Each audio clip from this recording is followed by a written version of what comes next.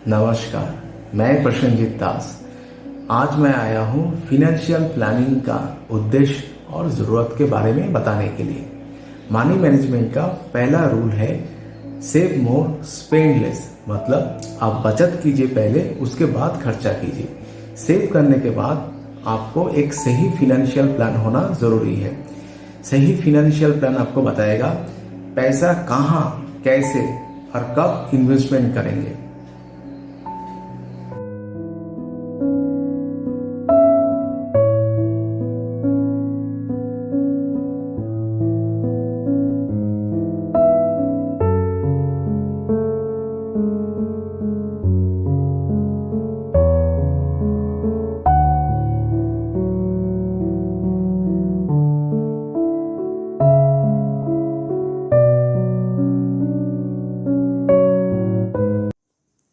जैसे एक घर बनाने से पहले एक इंजीनियर के पास जाना पड़ता है।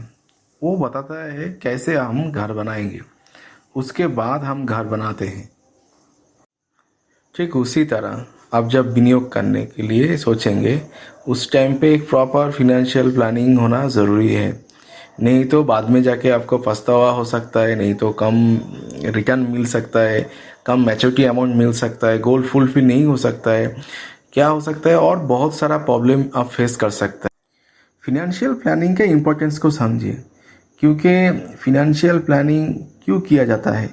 अगर आप महीने भर लाखों करोड़ों कमा लेंगे, मगर वो जो पैसा जो आप इन्वेस्टमेंट कर रहे हैं, आपने वो मनी मैनेजमेंट का पहला रूल फॉलो कर लिया, आप सेव कर रहे हैं, वो पैसा अगर ठीक तरह से यूटिलाइज नहीं होगा तो खराब लगेगा ना आपको। दूसरा बात है, कोई कोई खुद से प्लान कर लेता है, मगर बीच में अगर कुछ क्राइसिस आ जाए, मैं बोलूँगा बाद में जाके बोलूँगा क्या क्राइसिस हो सकता है। अगर उस क्राइसिस में ओवरकम करना, बहुत सारे लोगों को देखा हूँ ओवरकम नहीं कर पाए, तो पूरा फिनेंशियल जो पोजीशन है वो हिल जाता है। तो इसलिए मैं बार बार जोर दे रहा हूँ, आप इस इम्पोर्टेंस, इसका ज़रूरत के बारे में सोचिए और एक बार सही तरह से प्लान एक बार बना लेंगे, आगे जाके आपका उसका पूरा लाभ होगा। आपका दिक्कत कम हो सकता है, आपका पूरा गोल फुलफिल भी हो सकता है, इससे उससे ज़्यादा भी हो सकता है।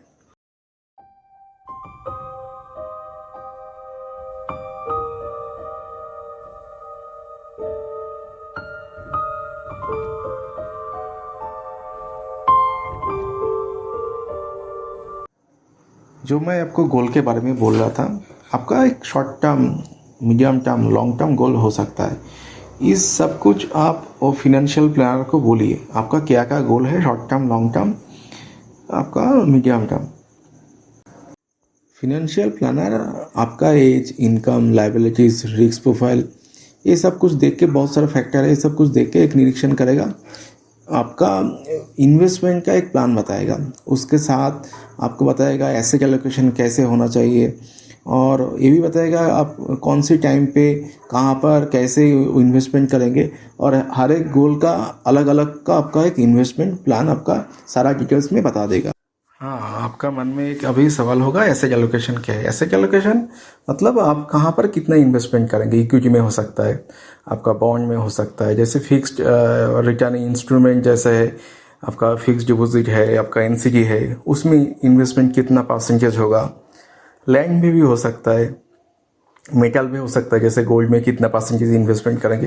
ये सब कुछ आपको सर्टिफाइड फिनेंशियल जो प्लानर है, आपका जो जो फैक्टर है वो सब देख के आपका परसेंटेज डिसाइड करके देगा, कितना परसेंटेज कहाँ पर कितना इन्वेस्टमेंट करना होगा, और आगे जाके अगर कुछ मॉडिफिकेशन करना हो पीरियडिकली आपको वो बता देगा। मैं मैनेजमेंट पूरा करने के बाद 16 साल से NBFC bank share broking company में काम कर रहा हूँ। 16 साल से सभी श्रेणी का, सभी इनकम श्रेणी का, आपका मिडिल क्लास हो, हायर मिडिल क्लास हो, या आपका रिच पर्सन हो, एचएनआई हो, सभी का फिनेंशियल प्लानिंग किया हूँ। वही आगे जाके आपके साथ शेयर करेंगे। और फिनेंशियल प्लानिंग कैसे किया जाता है, कैसे करने से आपका लाइफ बेहतर हो सकता है, और लोग क्या क्या गलतियाँ करते हैं, कैसे कैसे क्राइसिस में पड़ते हैं, वो भी आपके साथ शेयर करूँगा। आपका फिनेंशियल प्लानिंग बस आपकी तरह यूनिक होना चाहिए, क्योंकि आपका गोल अलग है, आपका इनकम अलग है, आपका प्रॉब्लम भी अलग है, आपका लाइबिलिटीज भी अलग है, तो कैसे सबका एक जैसा हो सकता है? तो आपका अलग से एक फिनेंशियल प्लानिंग आपके हिसाब से होना चाहिए, और आपका फिनेंशियल प्लान वो होगा कस्टमाइज, पर्सनलाइज और यूनिक आप ही की तरह।